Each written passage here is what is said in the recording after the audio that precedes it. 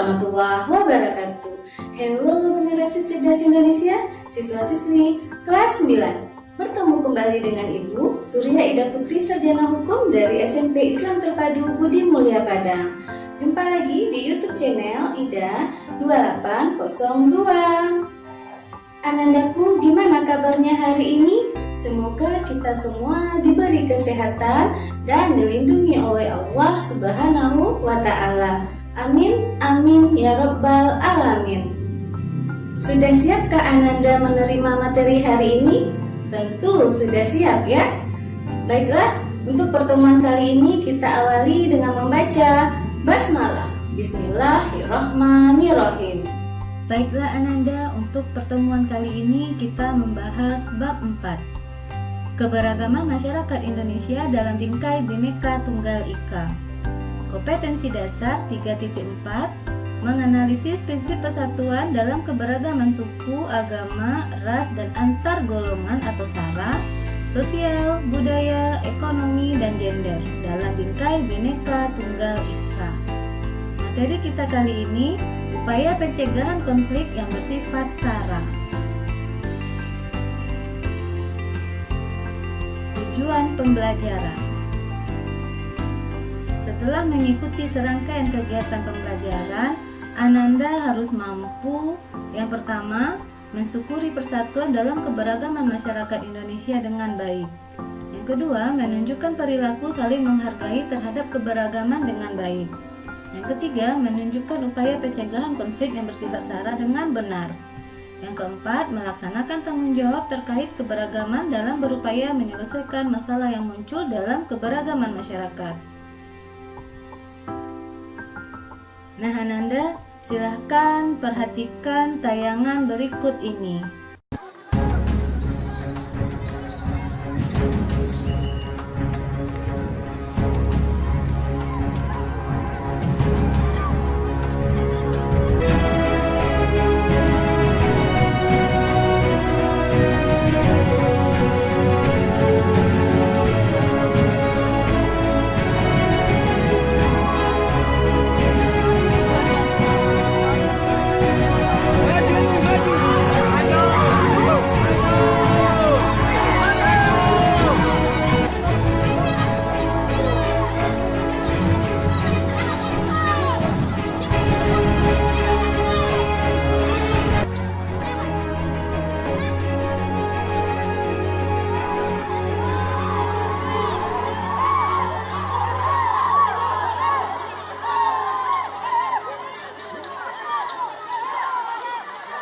Buru ayo. Mari kau.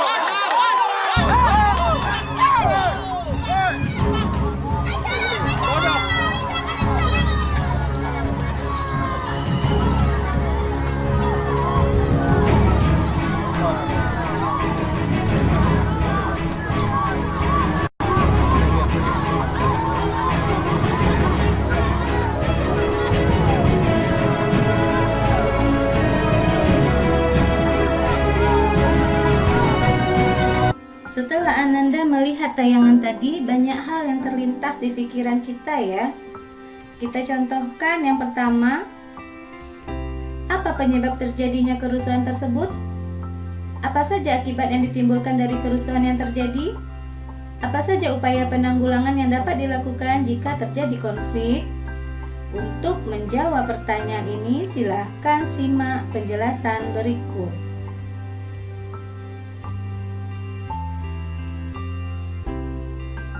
Konflik dalam masyarakat memiliki akibat positif dan negatif, baik secara perorangan maupun kelompok.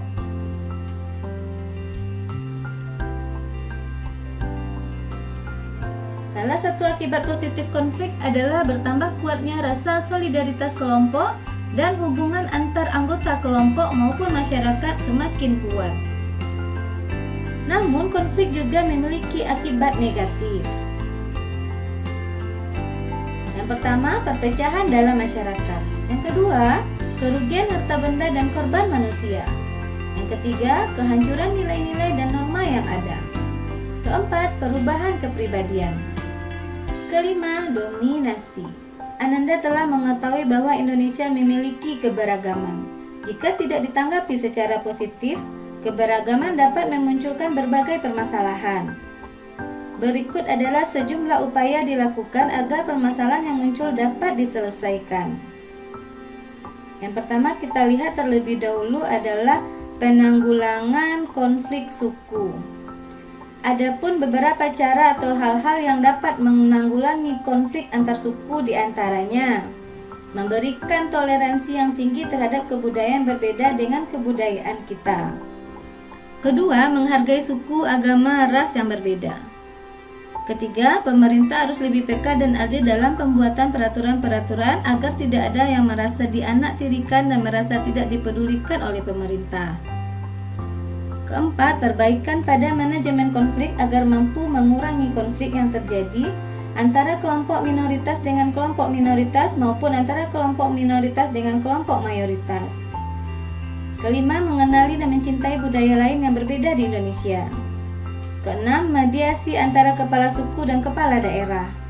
Ketujuh, memberikan jaminan perlindungan hak-hak setiap warga negara merupakan salah satu upaya preventif untuk menyelesaikan masalah yang muncul dalam keberagaman masyarakat.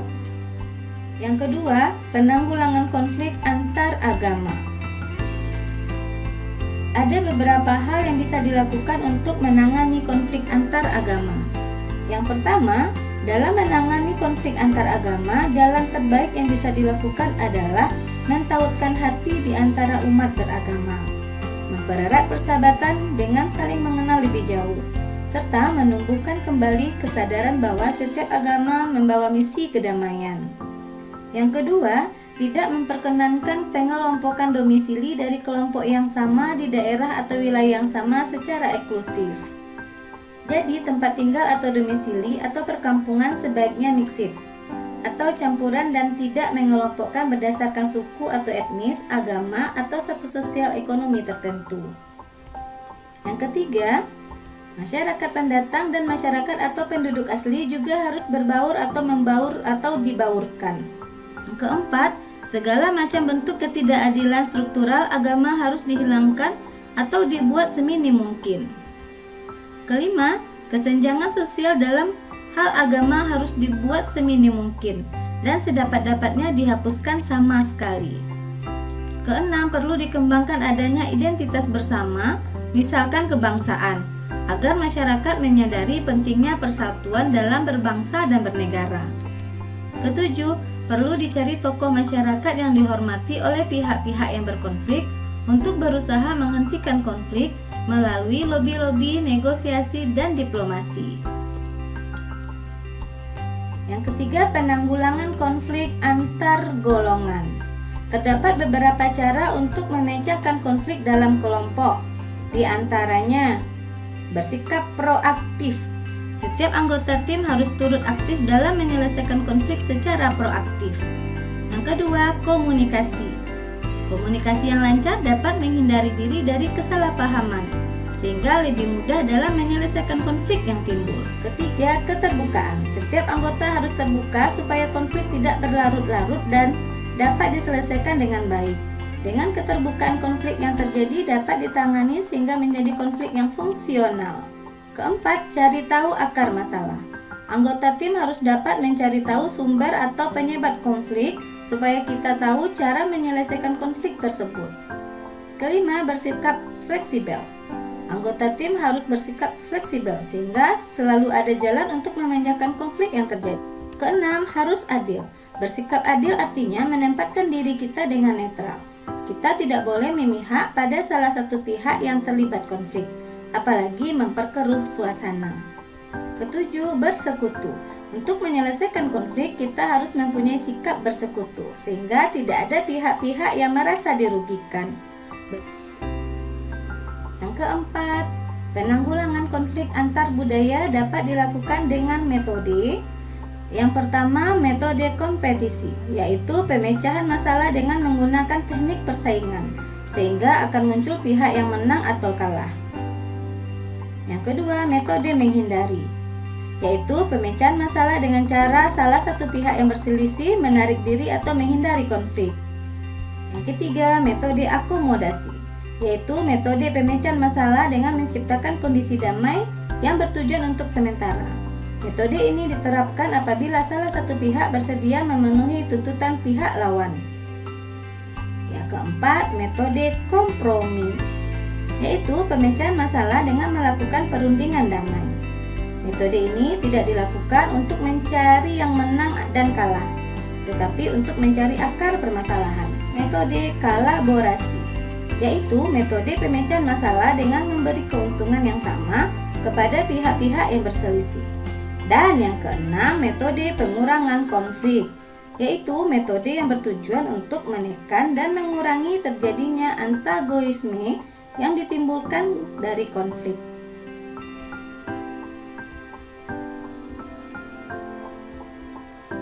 Selain beberapa upaya menyelesaikan masalah keberagaman, hal yang paling penting untuk mengupayakan permasalahan keberagaman adalah sikap untuk saling menghargai dan menghormati keberagaman yang ada dan telah ada sebelum bangsa Indonesia merdeka.